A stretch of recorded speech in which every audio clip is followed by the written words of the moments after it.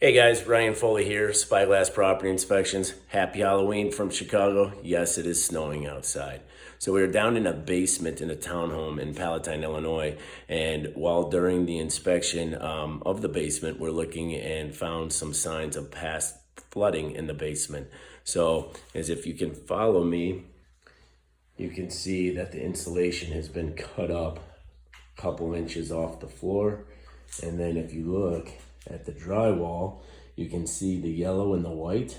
This is old drywall that was cut out, new drywall put in, and all this has been mudded and sanded. So definitely signs of water in this basement. You come over here, you're gonna see some more insulation that's been cut out. And then that difference in color that you're gonna see again where the drywall was cut out. So we're definitely gonna be talking with the clients to reach out to the homeowners to find out of the past situation on why the basement did flood at some particular point. Ryan Foley, Spyglass Property Inspections. Give us a call for all your inspection needs. Thanks, guys.